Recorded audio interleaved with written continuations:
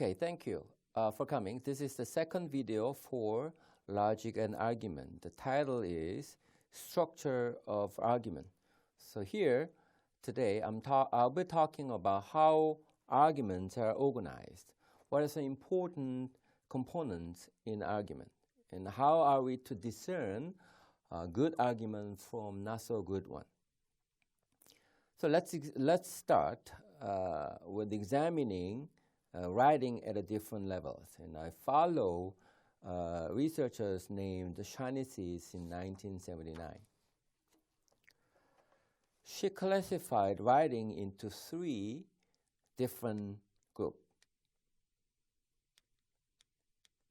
The first one is a basic group. The features of basic writers, they use a basic verbs like make, get, have, be, put, give, cause, and so on. So if you look at the examples, college has an open chance for students to really experience and bring forth their feelings about themselves and others. So the more technical words, verb, the writer could have used is discover, but she used a basic verb have. In the second paragraph, it hurts their morale and makes them feel ugly. Here you can use demoralizes them. So, and so on and so on. So in this particular level, students are using everyday language to in an academic writing task. And also, basic writers, since their vocabulary is limited, they're not able to name the object and ideas adequately. Let's take an example. The student is describing New York City and its education system. It says, New York has many aspects, and one is open admissions. Whatever you learn, it will increase your knowledge to better understand the factors of the world, and so on and so on. And if you look at the last sentence, there are new things they see in college that they may haven't thought of. Now, since they use everyday word too often, they are not able to name the objects and ideas. For example, in the first sentence, they could say, New York has many tourist attractions, for example. Or the last sentence, there are new things that they see in college that they may haven't thought of. Could be something like academic content could be used in this sentence. So, since basic writers use everyday language, their vocabulary usage is quite limited. In intermediate level, there are some changes. Intermediate writers, they start altering the form of words. It's called the derivation, meaning you have a base word like exist. Then now you start changing it like existing. Or approximate, you start using approximations, and so on and so on. And then they start to identify and label the experience, process, or event he is describing. So you start labeling things with words, like we didn't get the test and he pulled the term paper up. This is everyday language. But in intermediate writers, they could say one test was canceled and the term paper deadline was extended at the courtesy from the professor. So you have different words that could label the experience or event or persons differently. And then you use more words to work with, and you become much more specific. Rather than saying, these things they give me to read, these writers at intermediate level, they say, these letters, or this brochure, or this pamphlet, or this textbook, and so on.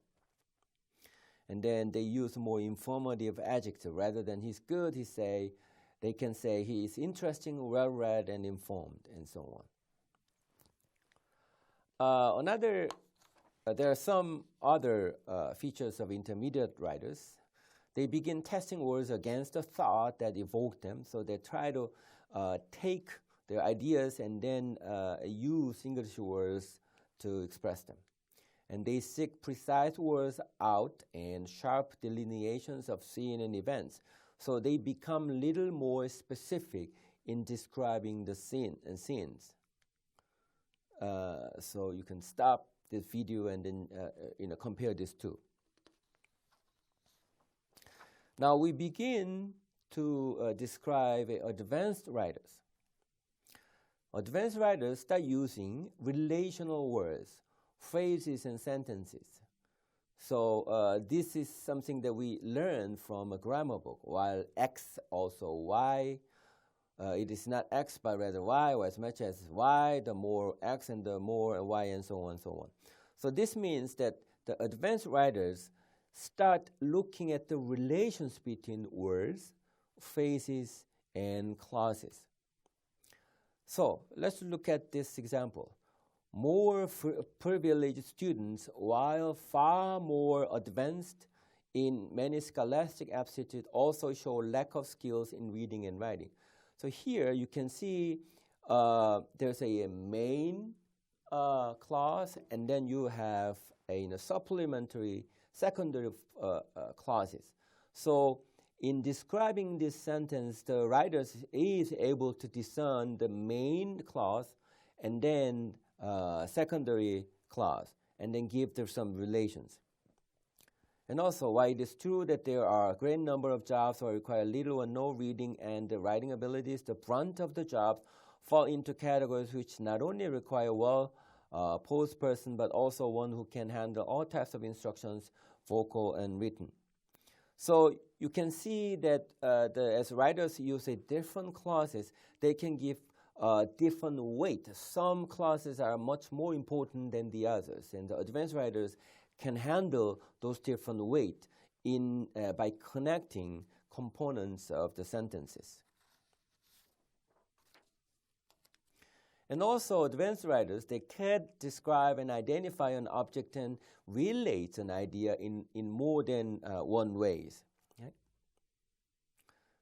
The second example, so no matter what one writes, be it a short story or letter to a friend or associate, a purely business letter, one presents his character in what he writes. So one idea, and then there will always be the ones who are slow, those whose minds wander, those who need constant attention to who are simply apathetic.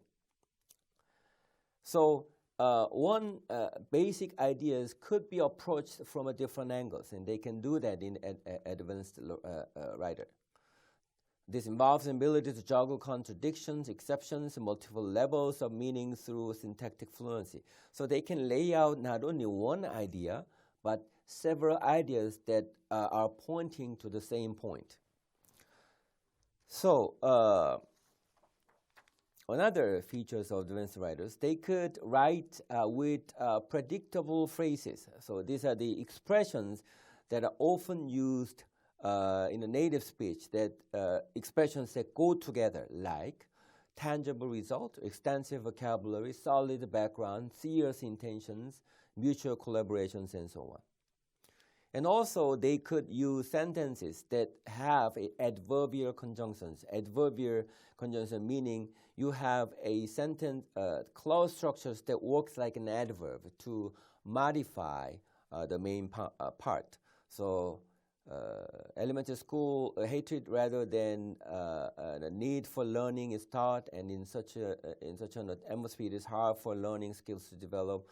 Fortunately, in junior high school, they tend to eliminate some, but not all of it, and so on and so on. So here, fortunately, if you try to understand fortunately, you have to understand the previous sentence and the next sentence. So that conjunction connects these two different sentences. And then also you could start using metaphor or figurative language. So the point about showing you a writing at a different level is that once you go up to the next level, you are able to connect ideas among sentences, and that's the important skills.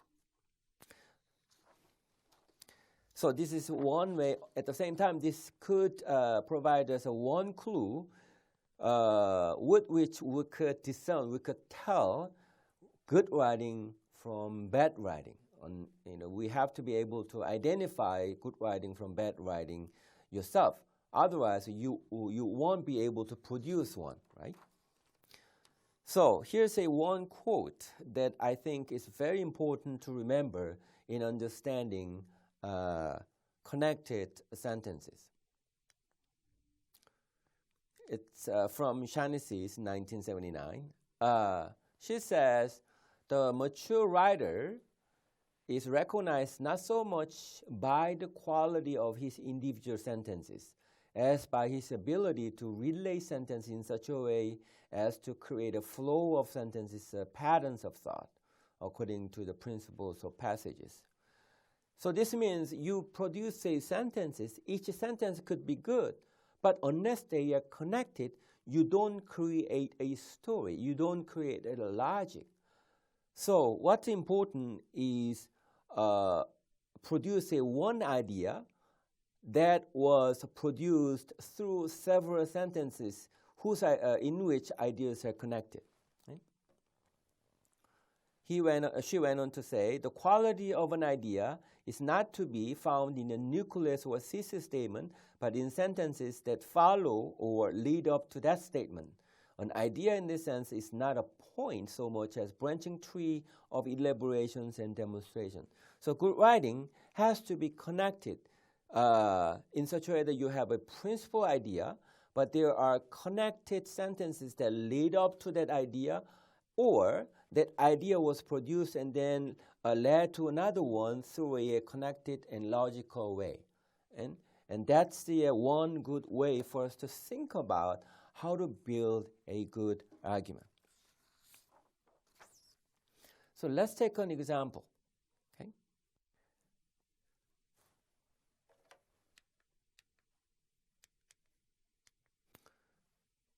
Take a look at this sentence written by high school students. My English teacher in my high school was the reasons why I wanted to be a teacher. Students are mostly focusing on getting a good grade in college entrance examination. I want to create a learning environment in which students feel comfortable. Good teachers pay attention to students and support them with feedback. Now, I'd like you to stop the video and to see whether these sentences are connected. The first sentence, second sentence, third sentence, and fourth sentence. Are they thematically or topically connected or not?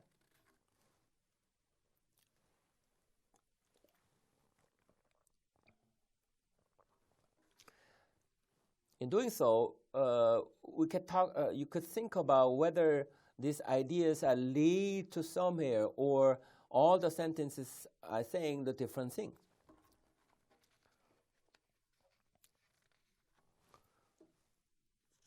Let's take a look at the next one. In my opinion, true education should involve not only the learner's needs and interests, but also active interaction between the teachers and learners or among peers. I support John Dewey's education philosophy that education starts with the needs and interests of the child, and Lev Vygotsky's social cultural theory that all development occurs in social settings and also influenced by social forces. I realize the problem of Korean education, and this theory can be helpful to solve the problem. First principle is to start with the life-related content for students.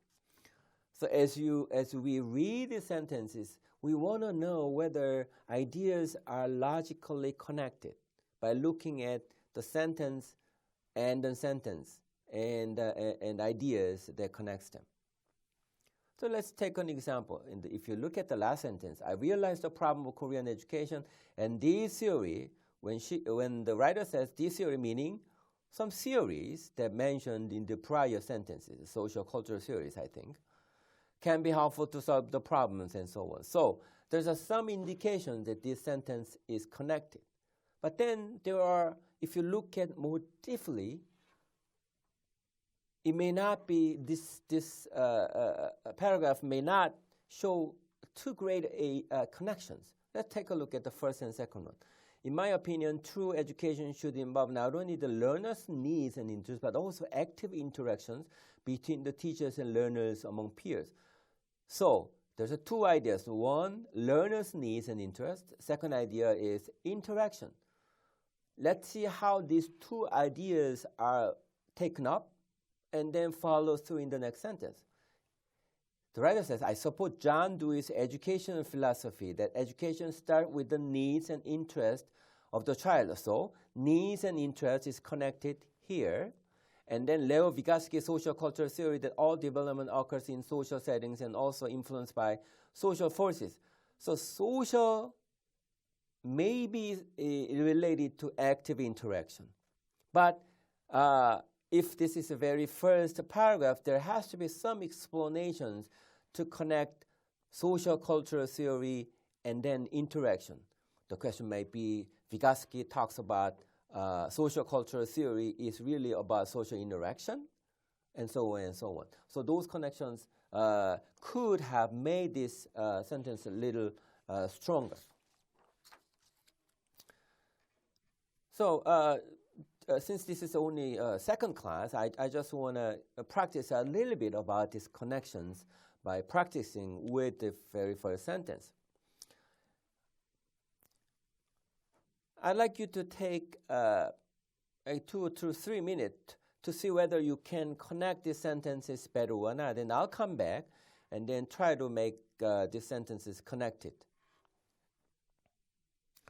Okay, welcome back. Let's take a look at this sentence. The first sentence, the writer says, my English teacher in my high school was the reasons why I wanted to be a teacher. And then the writer says, students are mostly focusing on getting a good grade in college entrance examination. Now, if you look at this, the first sentence, the writer talks about her teacher, but then second sentence, she talks about students. Is she talking about her these students mentioned in her teacher in the first sentence, or students in general? The connection is not very clear. So one way to make connection is to keep talking about her in line with her the writer's own aspirations to become a teacher. So you can say she created a learning environment in which students are actively engaged in tasks without feeling anxious. So the first sentence, she talks about her teacher, and second sentence, she talks about what she did. And then, remember in first sentence, the writer wanted to talk about how her teacher's influence on her own aspiration to become a teacher. So now we have to go back to the writer's own perception. So about her aspiration. So you can say something like, inspired by her teaching, I want to create my own teaching that is equally engaging and productive. So this is a connection here. So if you kind of remove this, let's take a look. My English teachers in my high school was the reason why I wanted to be a teacher. She created a learning environment in which students are actively engaged in tasks without feeling anxious. I inspired by her teaching. I want to create my own teaching that is equally engaging and productive. So these ideas are connected, the ideas here.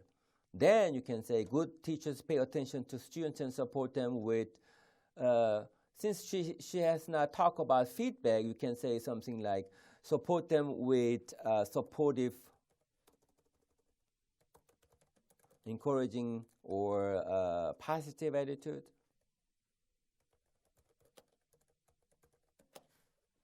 Something like this.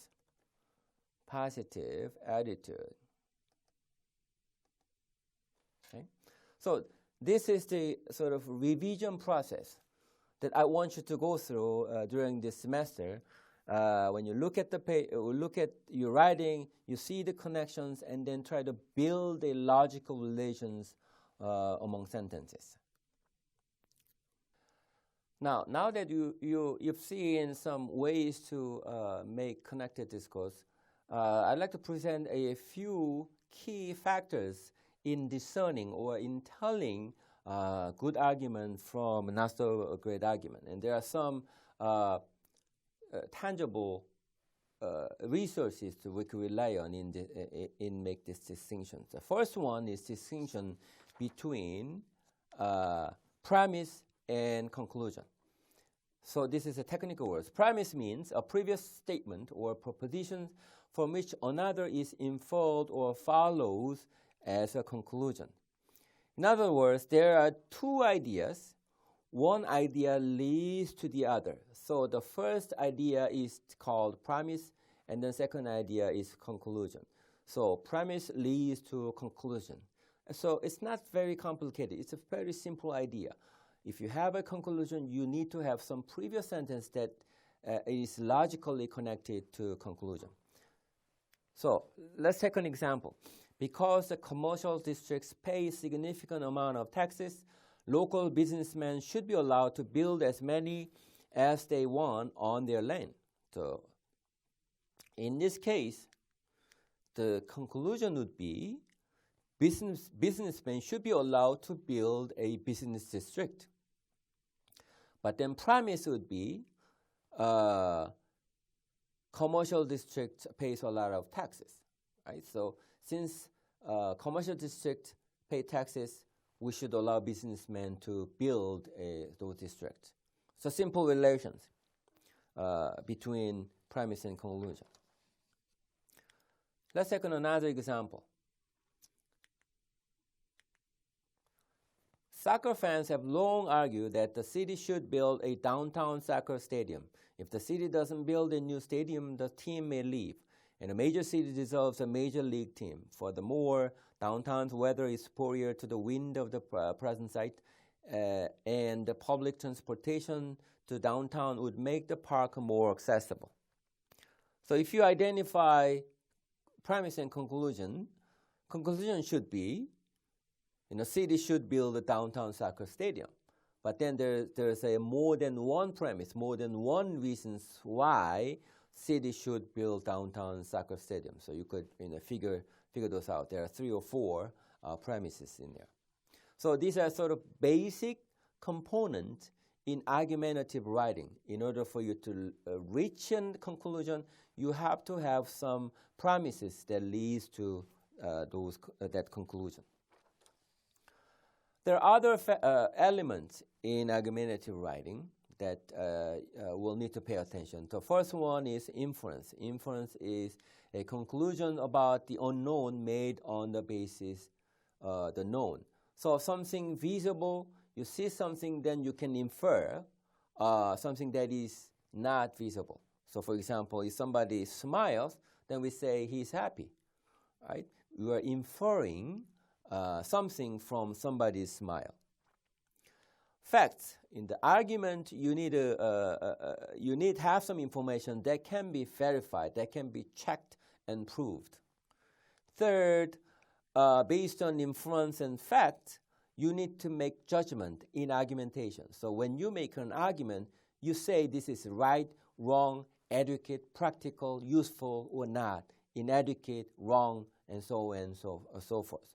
So inference that expresses either one's approval or disapproval. So that's the important features of argument. You're not being a neutral. You want to propose your standpoint, your viewpoint about something based on whether it's useful or not, whether it's sound or not, whether it's practical or not, adequate or not, and so on and so forth. Now it gets a little bit complicated. What's called assumption. Assumption is unstated or implicit premises or conclusion. So the conclusions and premises could be implicit. It doesn't show itself, but we can kind of guess what's in it if you are sort of reasonable enough. So often questions carry the assumptions or statement, right? If your teacher says on your writing, says, where's a thesis statement? They can kind of carry the assumption that you don't have a thesis statement. So the B refers to that. Let's take an example of assumptions, hidden assumption. Bill is sloppy and sloppy people don't last long around here. Here, what's not said here is Bill is not going to last here because he's sloppy, right? Another example. This is an example I took from a TV report a few years ago. This particular company didn't have a whole market share for this coffee mix market, but when they use this motto, they instantly become, I think, 30% of market share, and their motto was, "We do not use casein natrium in our product." So the assumption here is casein natrium is bad. They didn't say it, but they simply say we do not use casein natrium in our product. But some scientist says casein natrium is not bad. It's harmless to people. So it's one example of, I don't know, clever or clever trick these advertisers are using with this kind of comment. Another distinction I'd like you to make is this between argumentations and explanation. Argument and explanation. So let's take a look at this example. The first one, don't go to that market because it's closed for renovations. And this one, don't go to that market because the prices are higher than anywhere else and the checkout lines are slow. So if you compare these two, A, don't go to that market because it's closed for renovation. It's a fact. You can the market is closed. It's an undeniable fact. So this sentence is produced to inform. But then second argument is controversial. Some people say, the prices there is higher. Other people would say, well, their prices are okay. Checkout lines are slow. Some people say it's not that slow. Other people are slow. So second part contains some sort of argument, the writer's own standpoint. So second one is produced to make an argument. So the writers has to made a judgment based on whatever logics or evidence that they have available. So we want to sort of distinguish what's arguable as opposed to what's explanations that is designed to inform. Another issue that I'd like you to think about is fallacious argument. Fallacious argument looks good and adequate on the surface, but if you go deeper, it's not so adequate. There are 20 different kinds of fallacious arguments that we're going to talk about in class, but I'll give you two. Take a look at the first one. What seems like reasonable restrictions on guns with no legitimate civilian purpose, assault rifles, for example, will lead inevitably to total prohibitions of gun ownership that ends in virtual slavery at the hands of totalitarian regime.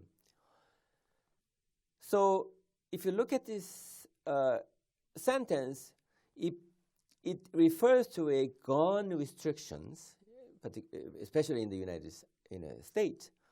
Then later on, he talks about slavery or totalitarian regime. So you feel like there's some sort of exaggerations in the argument. So if the exaggeration is too high, then it loses its power as an argumentation. Let's take a look at the second one. If you don't study hard, you would get a bad grade, then it would be hard to get into a good college, then you'll find it difficult to get a good job, then what will happen to your life?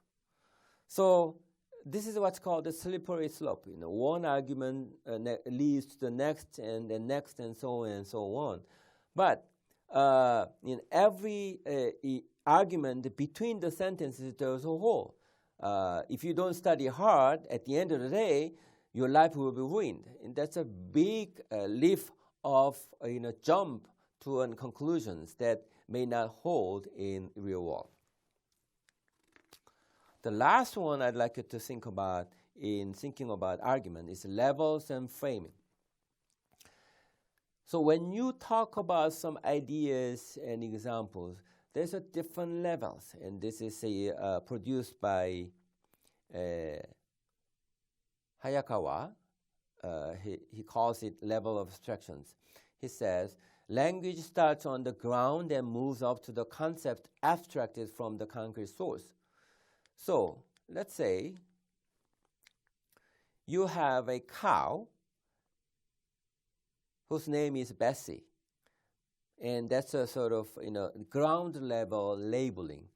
And then one way to abstract and take it up to the next level would be call it cow. And the next level would be livestock. And the next level would be asset. Next level will be worth. So you can talk about Bessie, or you can talk about worth, or you can talk about both in your argument. In your argument is about worth. Then Bessie could be used as an example.